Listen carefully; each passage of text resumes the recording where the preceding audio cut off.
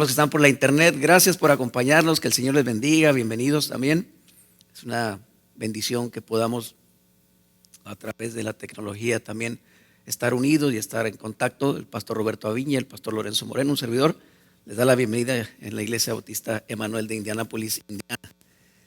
Bueno, gracias a Dios por ello. El primer domingo de este mes, de enero, el mensaje que se predicó, que compartí, no se grabó tristemente, ¿verdad? Desafortunadamente, pero lo que voy a hacer para tener la serie completa de Filipenses 4, me voy a reunir con Dani en la semana, si es posible, Dani. Pongámonos de acuerdo, hijo, para estar aquí y pueda yo grabar el mensaje y esté ahí para que lo puedan ver también, sobre Filipenses 4, 8, versículo 9, hablando acerca del pensamiento perfecto. En este domingo vamos a terminar ya Filipenses 4. Por fin hemos llegado 6 semanas de estar estudiando este capítulo de Filipenses, capítulo 4, el cual le he llamado la serie El capítulo perfecto. Abran sus Biblias, por favor, acompáñenme, son tan amables, a Filipenses 4. Y en esta ocasión vamos a tocar versículos 17 al 23. Ya el hermano Israel, el hermano Joel está repartiendo las notas. Si alguien necesita pluma también, levante su mano y ellos pueden también ayudarle con una pluma. Gracias, hermano Israel, hermano Joel. Y vamos a abrir todas las Biblias en Filipenses 4.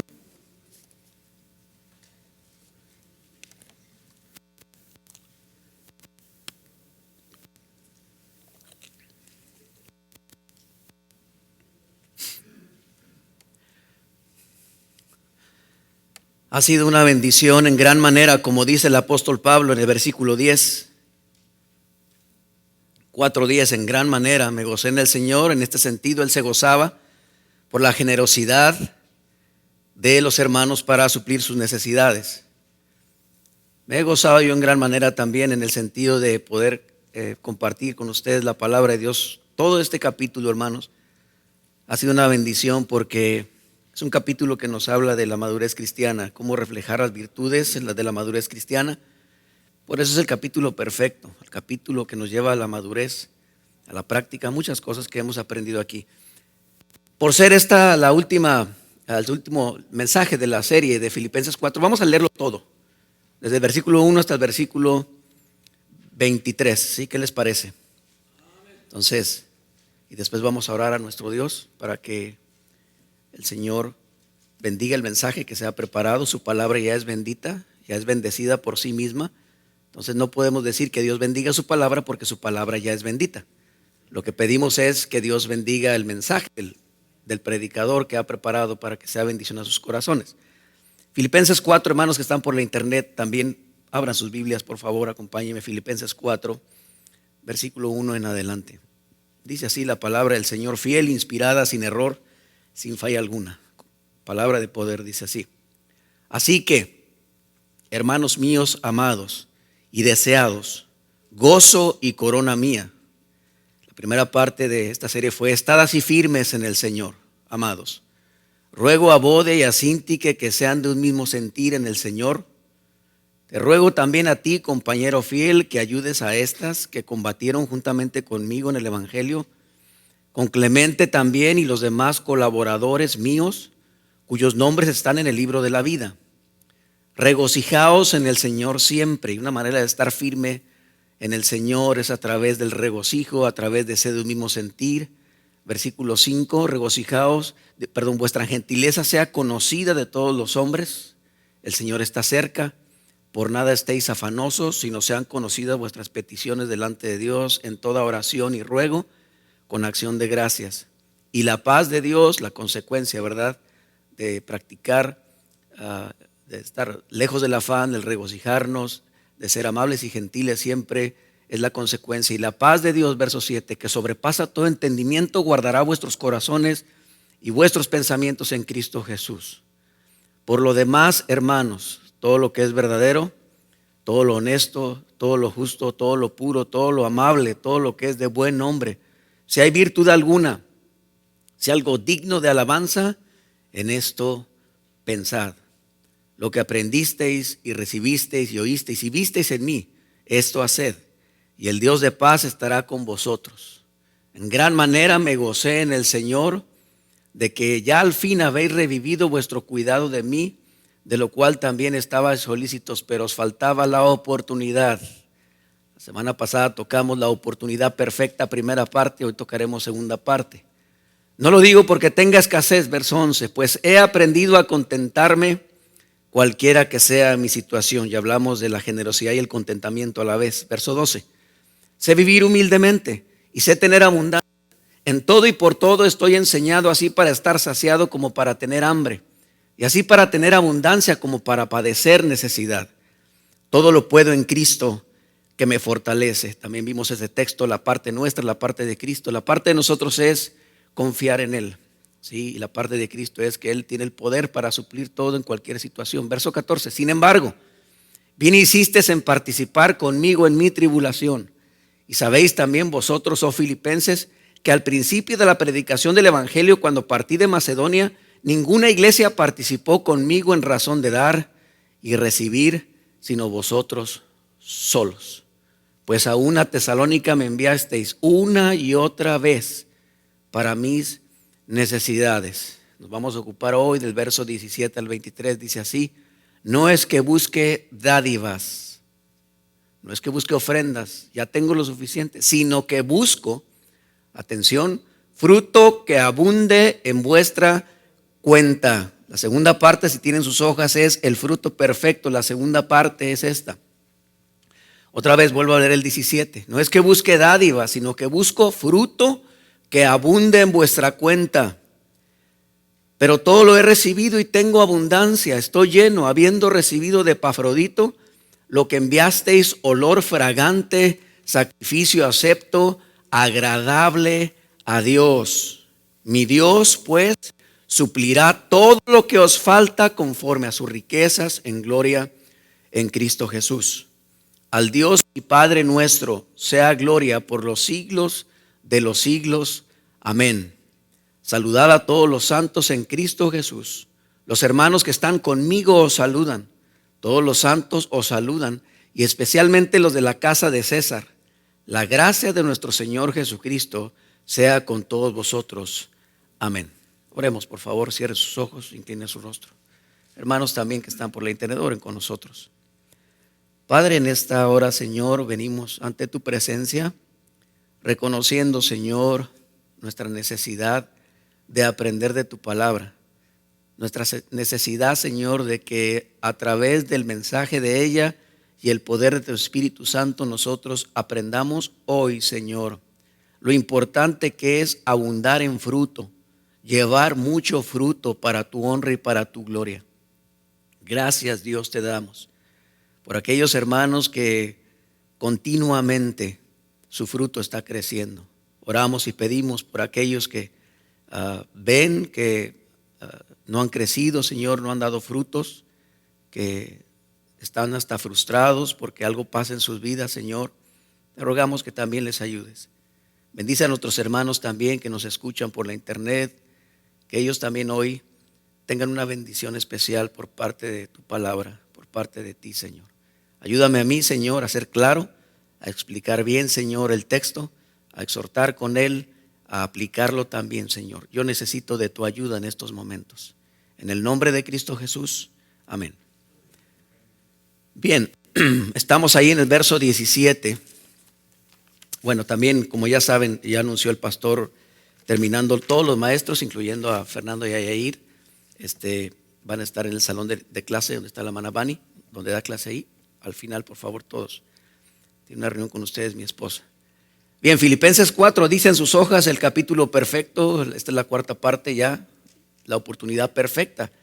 Y vamos a hablar acerca del fruto perfecto, la oportunidad para dar el fruto abundante, el fruto perfecto, ¿sí? Mucho fruto es lo que quiere el Señor. ¿Cómo está tu vida en cuanto a tus frutos, a tu fruto? ¿Estás analizando, has pensado cuánto fruto has dado, cuánto has crecido? ¿Qué has dado al Señor? ¿Cómo está tu crecimiento? Porque al final de cuentas la palabra de Dios nos compara como árboles, como árbol plantado junto a corrientes de agua, que da su fruto a su tiempo y su hoja que no cae.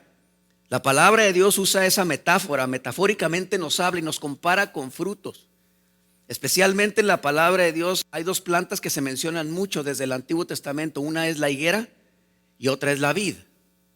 ¿Sí? La higuera y la vid. La higuera se menciona desde Génesis capítulo 3, verso 7 y verso 21. Cuando Adán y Eva pecaron, ¿se acuerdan? Ellos mismos reconocieron, dice la Biblia, abrieron sus ojos y se dieron cuenta que estaban desnudos. ¿Y cosieron qué? O se pusieron o cogieron hojas de higuera y se cubrieron. Después Dios dice, ¿dónde estás tú? Le dice al hombre. Y se andaban escondiendo entre los árboles del huerto y qué sé yo. Después en el versículo 21 dice que Dios los cubrió con túnicas ¿de qué? De pieles, dando a entender que no es, al cubrir su pecado y su maldad, no es la manera como el hombre pueda cubrir sus pecados, sino es a la manera y a la forma de Dios. ¿Sí? Murió un cordero, las pieles fueron quitadas y fueron cubiertos a Adán y Eva de su pecado y de su maldad. ¿Sí? Eso nos daba a entender que en un futuro vendría el Cordero de Dios que quita todo el pecado del mundo para morir en la cruz y cubrir nuestros pecados. Entonces, la palabra nos habla de las plantas. Él creó las plantas una y otra vez. Nos dice la palabra de Dios. Versículo 17 dice, vamos a hacer esto expositivamente, ¿sí? No es que busque dádivas, ¿sí? O más ofrendas, sino que busco fruto que abunde en vuestra cuenta. Fruto que abunde en vuestra cuenta. Bien, se nos habla de las plantas y de los árboles y se nos compara a nosotros con árboles y plantas. La Biblia dice también que Dios hace crecer las plantas, las hace fructificar, las hace multiplicar, ¿sí? Y eso es lo que la palabra de Dios nos enseña. En el Salmo 107, no lo busquen, 37, 38. También hablando de la mujer virtuosa, en Proverbios 31, dice que la mujer llena de virtudes, dice que considera la heredad y la compra un terreno y planta viña del fruto de sus manos. Por ejemplo, en el Cantar de los Cantares, la intimidad matrimonial la compara con una viña. Dice así y usa la figura o personaje de Salomón, el Cantar de los Cantares. Dice así, acerca de Salomón tomó una viña, 1,000 monedas de plata por su fruto.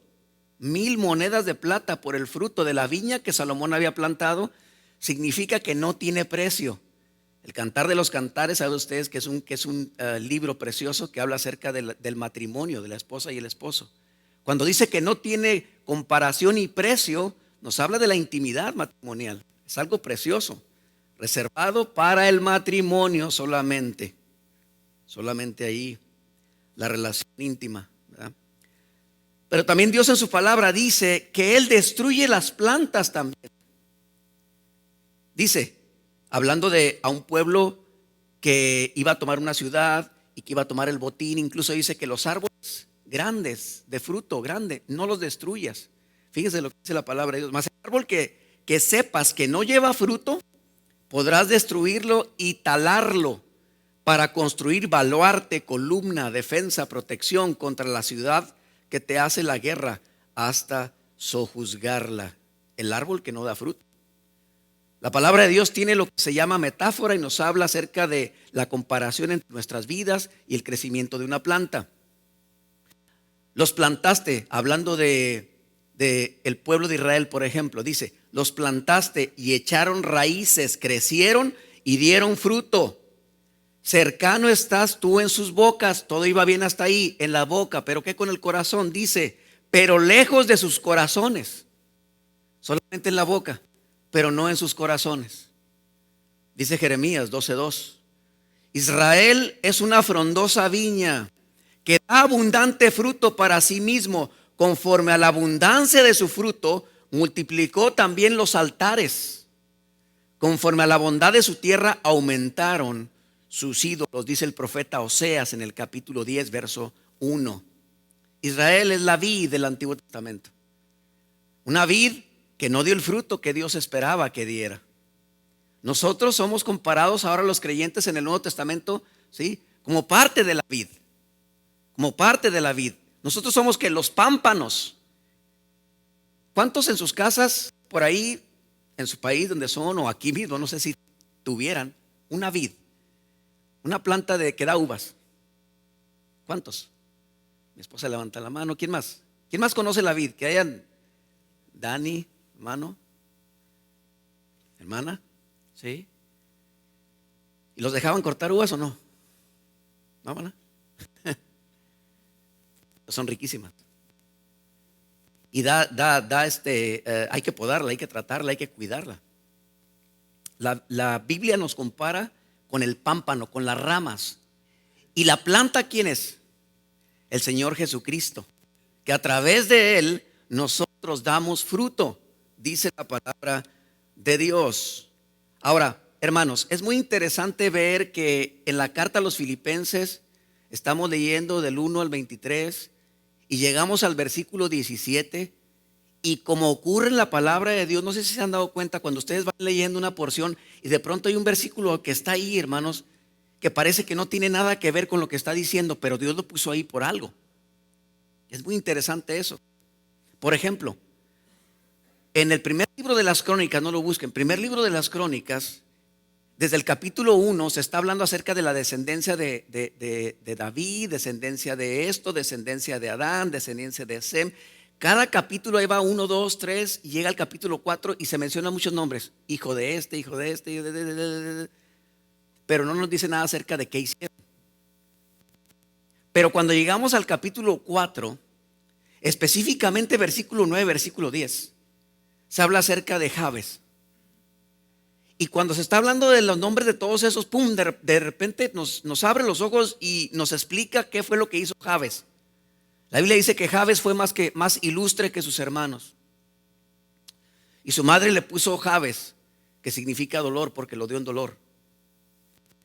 Y comenzó a orar Jabes: ensancha mi territorio, dame bendición. Y la Biblia dice que Dios le concedió lo que él pidió. Y después sigue el versículo que sigue, hablando y diciendo acerca de que Kelub, hermano de Sua, engendró a Meir, el cual fue padre de Estón, y sigue así. Pero ahí está, versículo 9, y habla de Jabes y lo que hizo. Bueno, aquí en Filipenses 4 está el versículo 17 y de pronto abre un tema muy importante, porque está hablando de la generosidad, del contentamiento, lo que damos al Señor, las ofrendas que dieron al apóstol Pablo, que fue de bendición, ¿sí? En medio de necesidad. Pero de pronto nos habla de fruto que abunde en vuestra cuenta. Providencialmente Dios pone ese texto para aprender algo, hermanos, muy importante, y me llamó mucho la atención eso. Y prácticamente toda esta enseñanza se basa en eso, en que demos mucho fruto y fruto que abunde en vuestra cuenta. Ahora, ¿qué pasaje podamos tomar como referencia para que nos ayude a entender el fruto que el cristiano debe de tener en su vida? Bueno, hay varios pasajes. El pasaje de la parábola del sembrador es uno de ellos. Y el otro pasaje también muy claro está el pasaje de la vid verdadera. Juan capítulo 15. Vayamos allá, por favor. Juan capítulo 15, 1 al 8. Dejemos un momento. Filipenses 4. Ahorita vamos a regresar al final del mensaje. Ahí. El Evangelio de Juan capítulo 15, por favor. Y en sus hojas está ahí también. Juan capítulo 15, 1 al 8.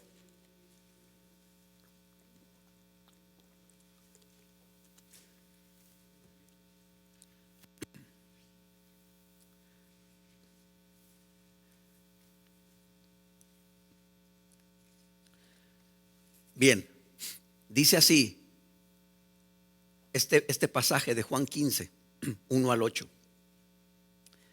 Yo soy la vid verdadera y mi Padre es el labrador. Todo pámpano, toda rama que en mí no lleva fruto, lo quitará, y todo aquel que lleva fruto lo limpiará, para que lleve más fruto. Noten eso, más fruto. El apóstol Pablo allá dice en el verso 17, fruto que abunde. Verso 3, ya vosotros estáis limpios por la palabra que os he hablado. Permaneced en mí y yo en vosotros. Como la rama del pámpano no puede llevar fruto por sí mismo si no permanece en la vid, así tampoco vosotros si no permanecéis en mí. Yo soy la vid, vosotros las ramas, los pámpanos. O sea, yo soy la planta. El que permanece en mí y yo en él, este lleva mucho fruto, porque separados de mí nada podéis hacer. El que en mí no permanece será echado fuera como pámpano y se secará, y lo recogen y lo echan en el fuego y arden. Si permaneciereis en mí, mis palabras permanecen en vosotros, pedid todo lo que queréis y os será hecho. En esto es glorificado mi Padre, en que llevéis mucho fruto. Otra vez Pablo dice ya fruto abundante, mucho fruto, y seáis así quienes, mis discípulos. Número 1, en primer lugar, en sus hojas, y van a rellenar ahí el mandamiento de Cristo. Vamos a ver el mandamiento de Cristo en esta enseñanza de Juan 15. El mandamiento de Cristo. ¿Cuál es el mandamiento principal del 1 al 8 en el cual acabamos de leer? Hermanos, cuando estudiamos la Biblia, ahora, les animamos mucho como pastores, Pastor Roberto, un servidor, Dani, quienes enseñamos la palabra de Dios, les animamos mucho cuando lees la Biblia, no la leas solamente, escudriñala. Porque si la lees solamente no vas a aprender absolutamente nada en ocasiones, va a ser poco. Hay un mandamiento que dice en Juan 5:39, y el pastor en la escuela dominical nos decía: escudriñad las escrituras. La palabra escudriñar significa escarba en lo profundo, porque algo tienes que encontrar, algo valioso está ahí. Los buscadores de tesoro, ¿qué hacen? Los arqueólogos, ¿qué hacen? Tienen que ir a un lugar y escarbar en la profundidad, ¿sí o no? Para encontrar reliquias, cosas importantes en la historia que hoy conocemos, que no sabíamos que existían, probablemente algunas de ellas. Los buscadores de oro o las perlas, ¿no?, en el mar, que tienen que estar en lo profundo de la mar, buscando, escudriñando bien. La palabra de Dios es lo mismo, hermanos. No solamente tienes que leer. Maestros de escuela dominical, tú tienes que no solamente leer, sino escudriñar, buscar. ¿Y cómo lo hacemos, pastor? Una de las claves importantes y puntos importantes en el estudio de la Biblia es la observación. Es la observación. Observa en el pasaje que lees las palabras que se repiten una y otra vez. Subráyalas, y muy probablemente el pasaje te esté hablando de que ese es el tema principal de lo que estás leyendo. Les animamos a que no solamente lean, sino que escudriñen la palabra de Dios, que la estudien a profundidad. Y bien, aquí el mandamiento de Cristo, ¿cuál es? ¿Cuál será? ¿Será que llevemos mucho fruto? ¿Será que llevemos mucho fruto, hermanos? El mandamiento principal es que permanezcamos en Cristo Jesús. El mandamiento principal es ese, que permanezcamos en Cristo Jesús. Versículo 4, permaneced ¿qué? En mí, permaneced en mí y yo en vosotros. Ese es el principal mandamiento que nos enseña ahí. Yo soy, primero comienza diciendo, quiero que vean la parte del verso 1, yo soy, esas dos palabras, yo soy, ¿sí? Cristo es el Dios del Antiguo Testamento. La palabra yo soy, Dios habla de sí mismo como el yo soy, el Dios eterno y soberano en el Antiguo Testamento. Cuando Dios llama a Moisés, cuando el ángel de Jehová se aparece en medio de una zarza ardiendo, ¿se acuerdan? Y esa zarza no se quemaba, y el ángel de Jehová le habla a Moisés y él mira desde lejos qué es lo que se está quemando por allá. No sé qué es, parece que es una planta, algo, y no se consume. Va y se acerca hasta ese lugar y ve al ángel de Jehová, que no era otro sino Cristo Jesús, y le habla a Moisés, dos veces su nombre, y le dice: heme aquí, aquí estoy. Y lo dice: yo soy. Dile al pueblo de Israel que te vas a mostrar, vas a decir que yo soy el único y verdadero Dios. Yo soy. Y Cristo dice aquí: yo soy. Esto nos habla de que Cristo es Dios. Cristo es Dios, hermanos. Nos habla de su deidad doctrinal, es una parte de la doctrina. Los mismos atributos los tiene Cristo, Dios, son los mismos. Ahora dice: yo soy la vid, yo soy la planta, yo soy la vid verdadera. ¿Por qué dice la vid verdadera? ¿Hay una vid falsa? Si algo hay verdadero, hay algo falso. Lo opuesto. ¿Y cuál era la vid falsa? Ya les dije que en el Antiguo Testamento, ¿quién era la vid? ¿De quién se habla de la vid en el Antiguo Testamento? De Israel. Israel. Ya lo cité en uno de los textos que mencioné ahorita, que dieron su fruto en sí mismos, estaban en sus bocas, pero no en sus corazones, dice la palabra de Dios. Entonces, Israel como viña, no dio el fruto que se esperaba, una vid falsa. Por eso dice Cristo, porque el pueblo de Israel confiaba mucho en Israel, en el pueblo de Israel, en los patriarcas y en todas las leyes, en todo lo que venía de la historia de Israel. Y ellos se creían los mejores en el mundo, el mejor pueblo porque Dios los había escogido, según Deuteronomio 4. Somos los mejores porque Dios nos ha escogido, pero no es así, no era así, sino que habían fallado. Por eso dice, yo soy la vid verdadera, en mí está el verdadero crecimiento, en mí, si permanecen en mí, daréis fruto, mucho fruto y abundante fruto. Dice, yo soy la vid verdadera, o sea, Israel falló, pero aquí estoy yo soy la verdad, el camino y la vida. Yo soy el pan de vida, yo soy la puerta de las ovejas. Como 7 veces se menciona el yo soy en el Evangelio de Juan. Yo soy la vid verdadera, dice, y mi padre es el labrador. El labrador es el que cuidaba la viña. Mi padre cuida de la viña, es el que la plantó. Yo soy la planta y ustedes son las ¿qué? Las ramas, y dependen de mí. ¿Sí? Mi padre es el labrador. Y lo dice, versículo sigue diciendo, todo pámpano que en mí no lleva fruto, lo quitará. Lo quitará. ¿A qué se refiere esto, hermanos? ¿Significa que se pierde la salvación? No significa eso, hermanos. No significa que se pierde la salvación. Porque la palabra de Dios una y otra vez nos habla de que la salvación no depende de nosotros, sino depende de lo que Cristo hizo por nosotros. Si dependiera de lo que nosotros hiciéramos, entonces sí la perderíamos, ¿qué? Cada minuto y cada segundo, porque cada minuto y cada segundo tenemos malos pensamientos y caemos en pecado. La salvación depende de Cristo, no depende de nosotros lo que hagamos. Depende de lo que Él hizo en la cruz del Calvario por nosotros. ¿Sí? Miren, Juan 8:24. Juan 8:24, ahí estamos en Juan 8:24. Noten todas las referencias que yo les dé, por favor. Juan 8:24. La vid verdadera es Cristo.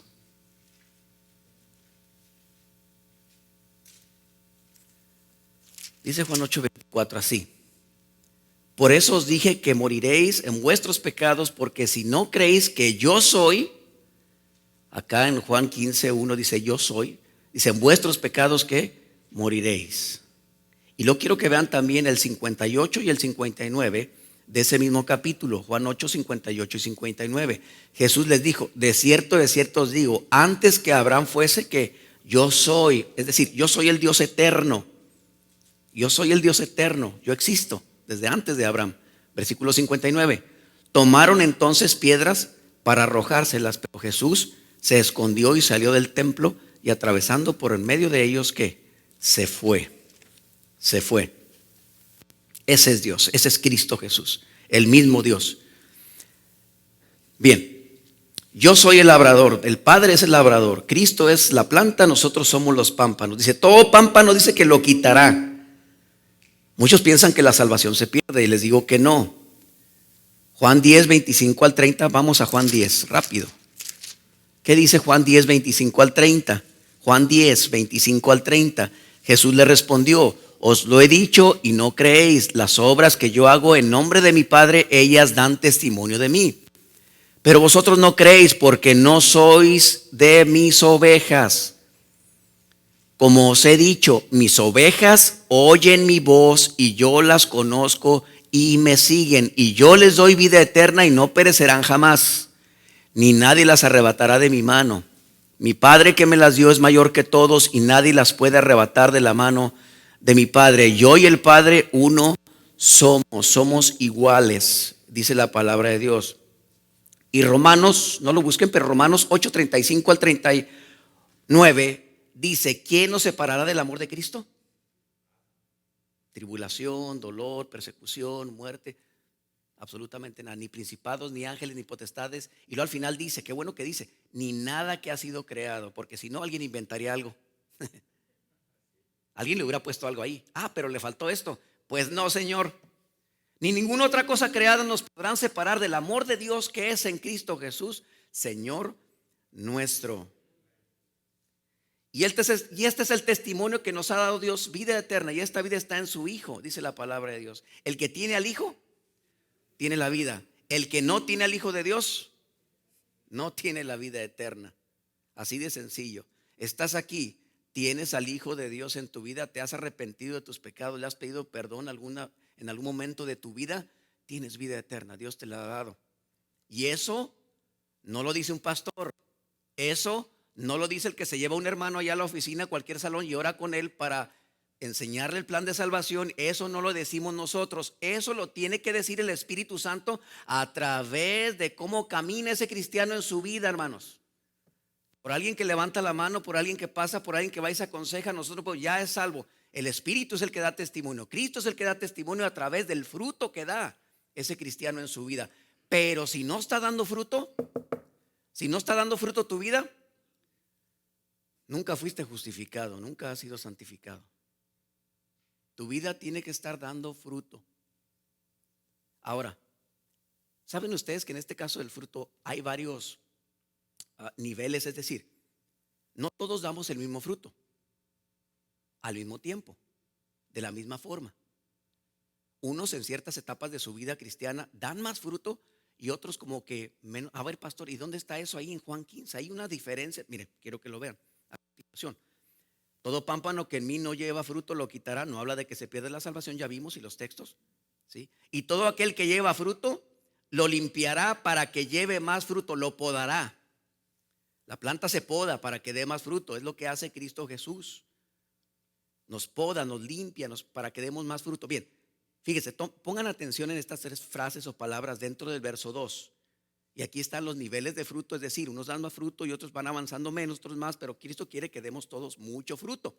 Dice, todo pámpano que en mí no lleva ¿qué? Fruto, fruto primero. Lo quitará y todo aquel que lleva fruto, en segundo lugar, fruto, lleva fruto, lo limpiará. ¿Para que lleve qué? Más fruto. Fruto, lleva fruto, más fruto. ¿Sí? ¿En qué nivel estás? ¿En qué nivel estás? Esa es la pregunta. ¿Tu vida está dando fruto? ¿Estás llevando fruto? ¿O está dando más fruto? Ahora, ¿qué se entiende por fruto? Más adelante lo vamos a ver, ahorita en la pregunta que sigue en sus hojas. Bien.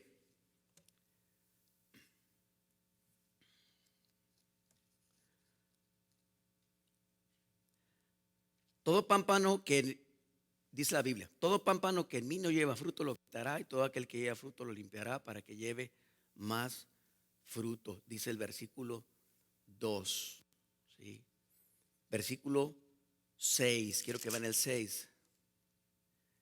El que en mí no permanece será echado fuera como pámpano y se secará y lo recogen y lo echan en el fuego y arden. Simple y sencillamente, el que no ha dado fruto no ha conocido de la salvación, no se ha arrepentido de sus pecados, no importa el tiempo que tenga en una iglesia. Un creyente tiene que dar fruto, hermanos. Ese es testimonio para Cristo mismo, para Él. Somos salvos por los méritos de Cristo Jesús, dice la palabra de Dios. ¿Sí? Ahora, cuando Jesús se reúne con los suyos, atención, en Juan 15:1, ¿de dónde vienen? ¿De dónde venían? Venían de estar en el aposento alto, estaban reunidos ahí. ¿Y quiénes estaban reunidos ahí? Este pasaje de Juan 15, la vid verdadera, nos habla de 4 tipos de personajes o va en 4 direcciones. Número 1 nos habla de Cristo, ¿sí? Como la vid. Número 2 nos habla acerca de que el Padre es el labrador, quien plantó esa viña, quien la puso. Número 3 habla acerca de los pámpanos, los que dan fruto. Y habla acerca de las ramas que no sirven para nada, que no dan fruto, que son echadas al fuego, ¿sí? Que representa el infierno prácticamente, que no dieron fruto. ¿Por qué? Porque nunca conocieron de la salvación. Solamente parecía que eran cristianos, pero nunca dieron el fruto. De eso nos habla. Ahora, Cristo está en el aposento alto antes. Quiero que vean el versículo, último verso del 14. Vean el último verso del 14. Dice: mas para que el mundo conozca que me amó, más para que el mundo conozca que amó al Padre y como el Padre me mandó, así hago, y lo dice, levantaos y vámonos de aquí. Estaban en el aposento alto, ¿sí? Estaban en ese lugar, estaban ahí. Ahora, quiero que vayan por favor al capítulo 13, capítulo Juan.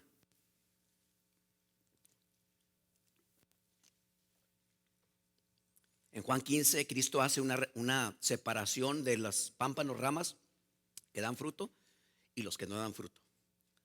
En el capítulo 13 está con los discípulos y está con otra persona ahí que realmente no era su discípulo.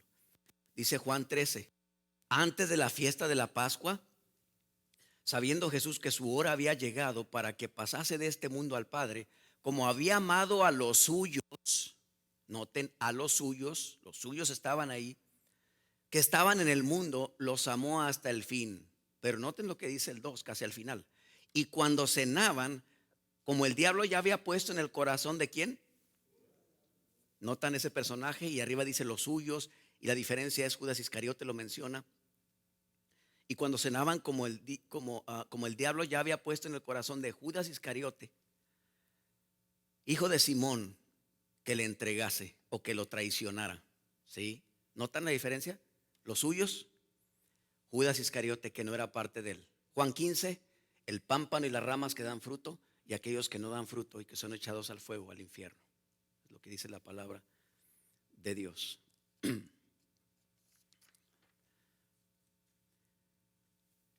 Número 2, vamos a la pregunta en sus hojas. ¿Qué significa permanecer en Cristo? Ese es el mandamiento. Permanezcamos en Cristo, versículo 4 de Juan 15. Permaneced en mí y yo en vosotros.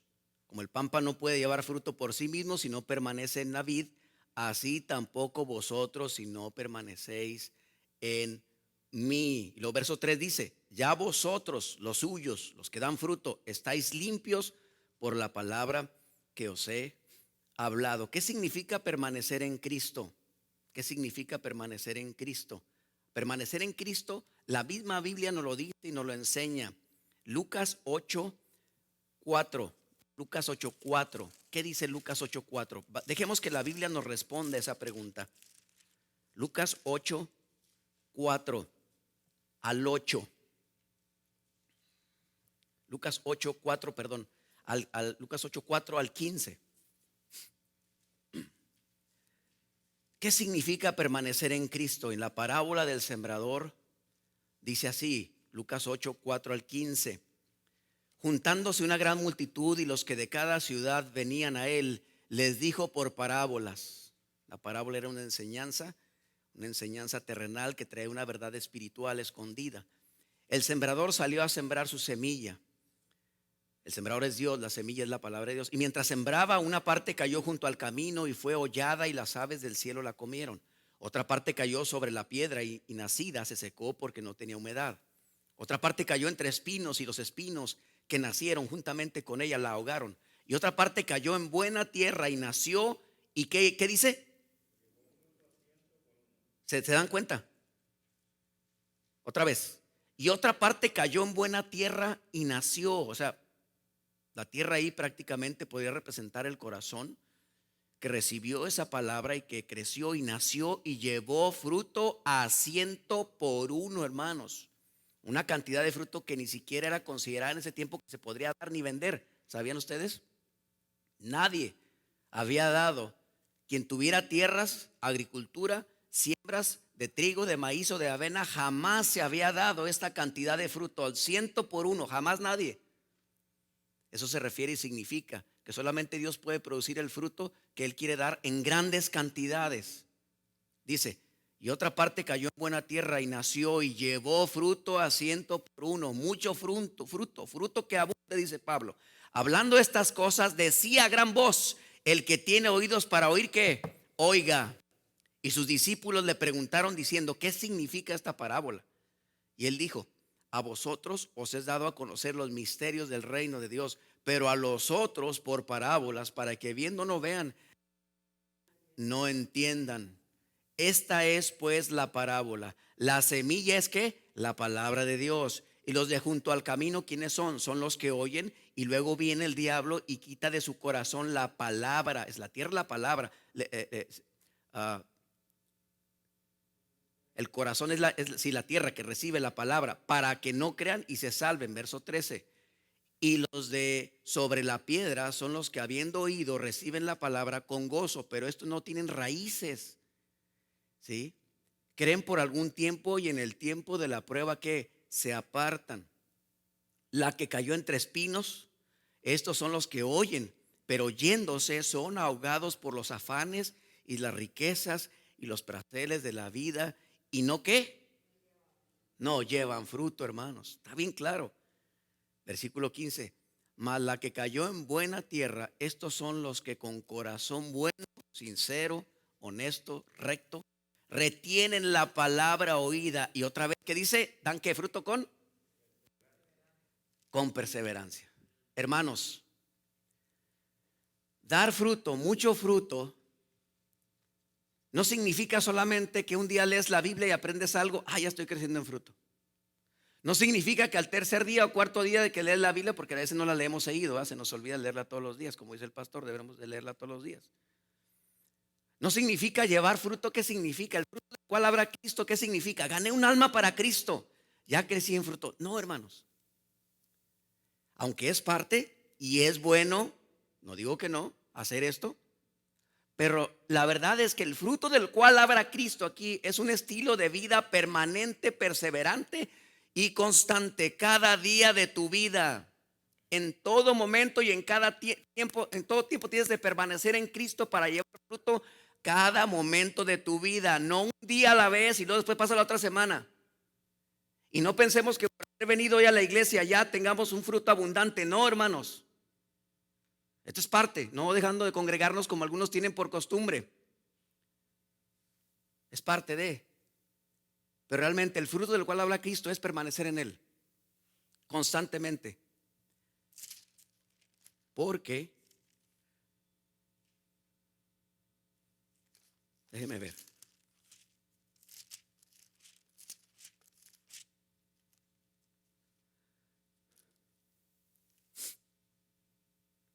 Porque el último texto que leímos acerca de la parábola del sembrador, hermanos, nos habla de ello. Nos habla de esto. Constantemente, perseverantemente. De esa manera llevaremos mucho fruto. Llevar fruto es eso. Un estilo de vida constante. No solamente un día sí, un día no. Así no funciona, hermanos. Es lo que nos enseña la palabra de Dios. Regresemos a Juan 15.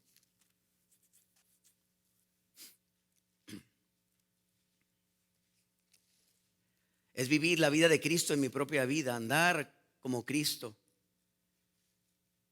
Eso significa llevar fruto. Gálatas 2:20, con Cristo estoy juntamente crucificado. Gálatas 2:20, con Cristo estoy juntamente crucificado, ya no vivo yo, mas vive Cristo en mí. Y lo que ahora vivo en la carne, lo vivo en la fe del Hijo de Dios, el cual me amó y se entregó a sí mismo por mí. Lo que vivo ahora en la carne, lo vivo por la fe del Hijo de Dios. ¿Cómo vives cada día? ¿Vives como Cristo? ¿Piensas como Cristo? ¿Hablas como Cristo?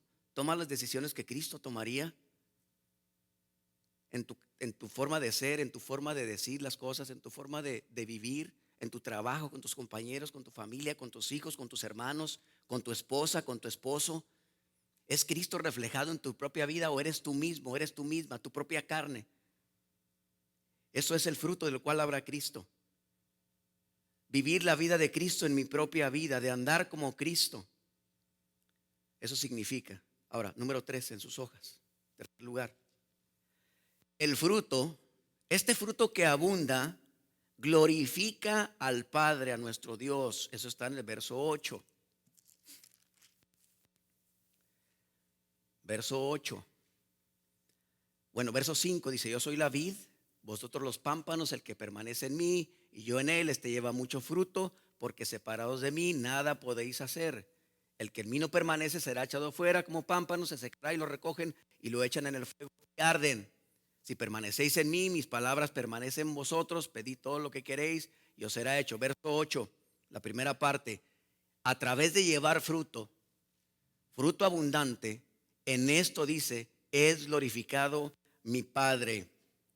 Glorifica al Padre. Número 3, el llevar fruto glorifica al Padre. La honra y la gloria es para Dios, hermanos.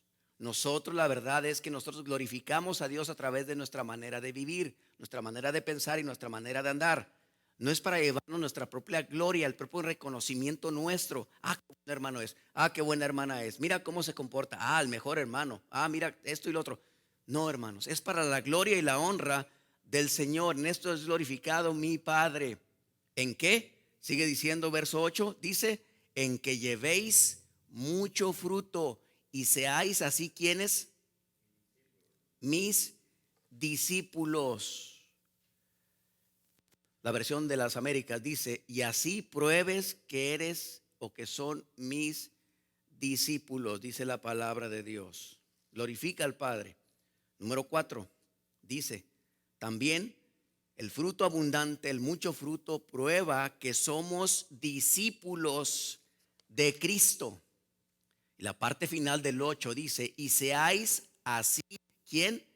Mis discípulos, mis discípulos. La única manera de probar que eres cristiano o cristiana es dando fruto, llevando fruto y dando mucho fruto. ¿Sí? Es la única forma. Permanecer en Cristo, unido a Él, solamente a través de leer la Biblia, escudriñarla, de orar, de dejar que el Espíritu Santo hable a tu corazón. Y vamos al número 5, a la parte final. Tenemos que regresar a Filipenses 4:18. Dejemos Juan 15. Juan 15.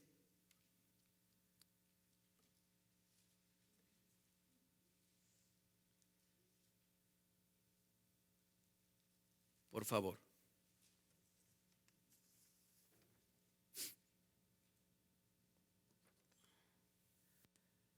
Filipenses 4:18. Bien, ya vimos que el apóstol Pablo no buscaba más ofrenda, más dádiva, sino que buscaba fruto que abunde, mucho fruto. Y ese fruto es ese, permanecer en Cristo nos lleva a dar mucho fruto. Dice versículo 18, pero todo lo he recibido y tengo abundancia, estoy lleno, habiendo recibido de Epafrodito lo que enviasteis, olor fragante, sacrificio acepto, agradable a Dios. Cristo se ofreció a sí mismo como ofrenda voluntaria por nuestros pecados, una ofrenda perfecta, completa y divina, y agradó al Padre. Por ejemplo, en Levítico, en el Antiguo Testamento, cuando se pedían las ofrendas y los sacrificios, cuando se pedía esto, había 5 ofrendas que el pueblo de Israel tenía que traer.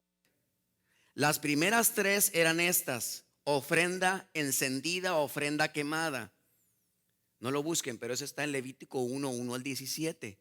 Y esta ofrenda representaba, simbolizaba la perfección de Cristo al ser ofrecido. La segunda ofrenda era la ofrenda de grano o de harina, Levítico 2:1 al 16. Y esta ofrenda simbolizaba la devoción total de Cristo a Dios al entregar su vida para agradar al Padre. La tercera ofrenda era la ofrenda o el sacrificio de paz, que ilustraba la intervención de Cristo en nuestros tiempos. ¿Para qué? Para hacer la paz entre Dios y quienes, y los hombres. Estas 3 ofrendas deberían ser, dice la Biblia, en Levítico 1:9, ofrendas agradables a Dios. Y a través de estas ofrendas el pueblo agradaba a Dios. Las 2 siguientes ofrendas, hermanos, son ofrendas que no eran agradables a Dios. Las 2 siguientes ofrendas en Levítico nos hablan acerca de ofrenda por el pecado y ofrenda por las faltas del pueblo. Y realmente Dios se desagradaba en esas ofrendas. Cristo fue la única ofrenda agradable a Dios y fue un acto de redención. Dice otra vez, versículo 18, pero todo lo he recibido y tengo abundancia, estoy lleno habiendo recibido de Epafrodito lo que enviasteis, olor fragante, sacrificio acepto, agradable a Dios. La única ofrenda agradable a Dios en este mundo fue la ofrenda de Cristo, entregada por nuestros pecados en la cruz del Calvario. Nuestra vida, hermanos, puede llegar a ser una ofrenda para Dios también. Y tiene que ser agradable a los ojos de Dios. ¿Sí? versículo 19. Mi Dios, pues, o sea, después de todo lo que he dicho, pues suplirá todo lo que os falta conforme a sus riquezas en gloria en Cristo Jesús. Ahora, suplirá todo lo que os falta. ¿Habla solamente de la economía? ¿Habla solamente del dinero? Todo. ¿Y qué te falta? Pues me falta dinero. No pienses en el dinero principalmente. Ahí está el error. La batalla espiritual está en el pensamiento. ¿Qué es lo que te falta? Pues me falta esto, me falta el otro, económicamente, esto y lo otro en el trabajo, me falta esto, no tengo para esto. No pienses en eso, piensa en lo espiritual primeramente. Buscad primeramente ¿qué? El reino de Dios y su justicia, y las demás cosas que serán añadidas, hermanos. Pero la batalla en el pensamiento que tenemos es la carne, las necesidades de la carne. No, hermanos, la principal necesidad de nosotros, jóvenes, señoritas, es lo espiritual, tu vida espiritual. Que Dios cambie tu corazón egoísta, joven y señorita, porque nada más piensas en ti, en lo que te interesa, lo que te gusta, lo nuevo, pero no piensas en tu vida espiritual. Si pensaras en tu vida espiritual, dejaras más tiempo el teléfono y te pusieras a leer más la Biblia. Y allí estarías dando fruto, llevando fruto, y fruto abundante. Y bueno, y también hermanos y hermanas, ¿verdad?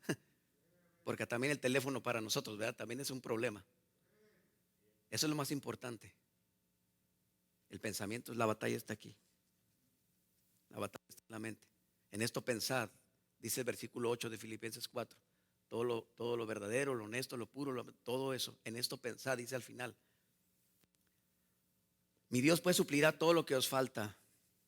La necesidad espiritual es lo más importante en nuestra vida. Y necesitamos espiritualmente más de la palabra de Dios, más del conocimiento de Dios, más quién es Cristo para que se refleje en mi vida. ¿Dónde aprendes a conocer a Cristo?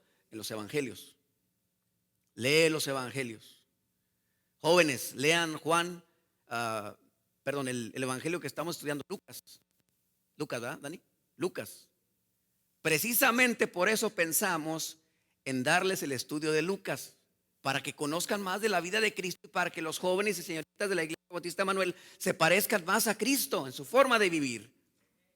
Por cierto, no sé en qué capítulo estés quedándote, Dani, pero todo el mes de febrero, domingo que entra, viene el pastor Lima a predicar, pero a partir de febrero, jóvenes, voy a estar estudiando, dándoles capítulo 3 y a ver cuánto podemos avanzar, de Lucas. Jóvenes, señoritas, lean capítulo 3 una y otra vez. Y será más fácil entenderlo a la hora de enseñarlo nosotros. Lo que os falta espiritualmente, lo que os falta económicamente, físicamente.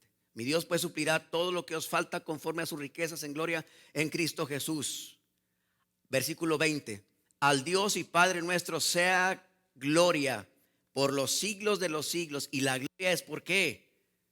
Porque los tesalonicenses, porque la carta a los filipenses, ¿sí? Es una carta donde el apóstol Pablo agradece la gratitud, la generosidad y el contentamiento, ¿sí? Que él había aprendido, porque eran generosos, hermanos. Ahora, eso les ayudó también a abundar en fruto. ¿Por qué? Porque no lo hicieron una vez solamente, que él dieron para sus necesidades, una y otra vez. Versículo 16. Pues a una Tesalónica me enviasteis que una y otra vez para mis necesidades. Y cuando salió a predicar el evangelio, versículo 15, póngame atención acá, versículo 15. Y sabéis también vosotros, oh filipenses, que al principio de la predicación del evangelio, cuando salí a predicar el evangelio, cuando partí de Macedonia, ninguna iglesia participó conmigo en razón de dar y recibir.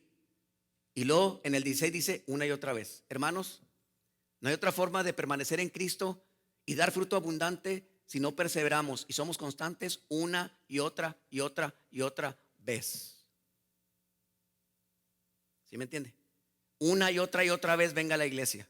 Una y otra vez ore. Una y otra vez lea la Biblia. Una y otra vez predique el evangelio. Una y otra vez pídale perdón a Dios por sus pecados y vea si hay fruto. Y si no hay fruto, tenga cuidado. Puede ser que usted no sea salvo, no sea hijo e hija de Dios.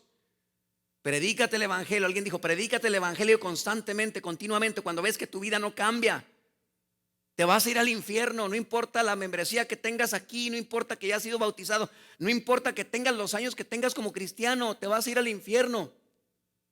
Si no examinas tu vida, examinamos nuestra vida y ver que no haya fruto, algo está pasando.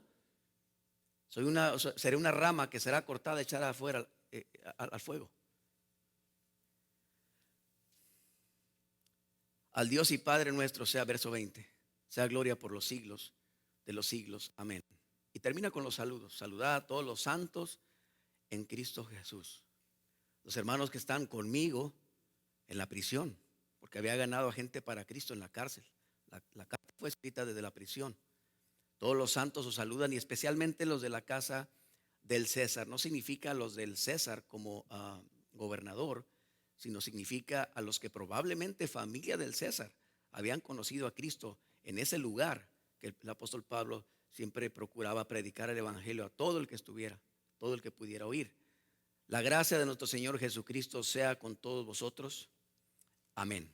Puestos de pie, hermanos, por favor. Acompáñenme a leer una vez más el verso 17.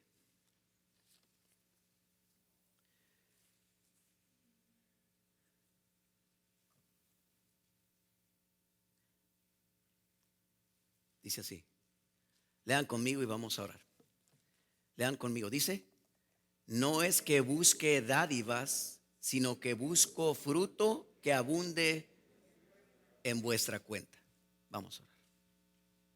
Bendito Señor Padre, ayúdanos, Señor, a examinar nuestra vida, a ver si estamos llevando fruto,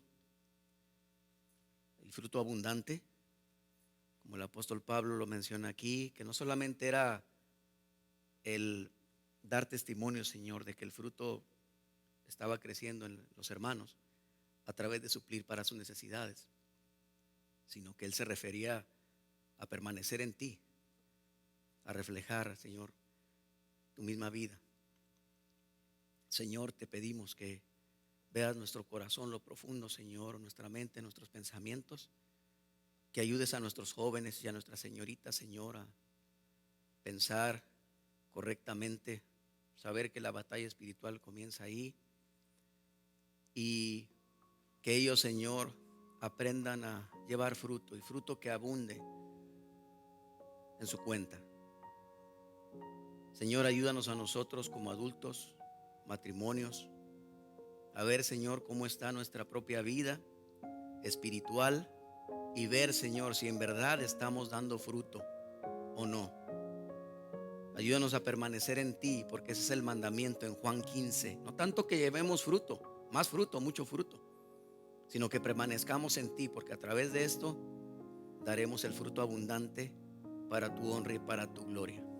Señor, nuestro deseo como pastores es que esta iglesia, Padre, madure, crezca más. Que los niños en la escuela dominical, a través de la enseñanza de los maestros, también puedan aprender y crecer, Señor, y aprender. Pedimos, Padre, por los maestros que enseñan tu palabra y tienen esa gran responsabilidad. Y no porque sean niños, lo tienen que hacer de una manera tan superficial, sino que también ellos tienen que estudiar y prepararse bien, porque es una gran responsabilidad. Son almas también que están aprendiendo de ti. Bendice a Dani también, que enseña tu palabra y la comparte en el Evangelio de Lucas, para que nuestros jóvenes aprendan, Padre, y sean edificados bíblicamente, expositivamente, para el crecimiento y edificación de ellos, que sea reflejado en sus casas, con sus padres, con sus hermanos, en la escuela y en el trabajo, y a nosotros como adultos y como matrimonios. Ayúdanos, Señor, a poner en práctica, Padre, lo que hemos aprendido, a permanecer en ti constantemente, nuestra mente y nuestro corazón, cada día desde que nos levantamos por la mañana, nos sentamos en la cama, oramos a ti, que nos mantengas en la batalla espiritual correcta, a través, Señor, usando las armas espirituales. Que nuestro matrimonio, Señor, esté cada vez más unido, porque nosotros permanecemos en ti, lo reflejamos en el matrimonio, amando a la esposa, respetándola, cuidándola, la esposa también amando al esposo, sometiéndose, obedeciendo, respetándolo. Ayúdanos, Dios, te necesitamos tanto. Gracias te damos, Señor. Bendice a nuestros hermanos también que nos escuchan por la internet.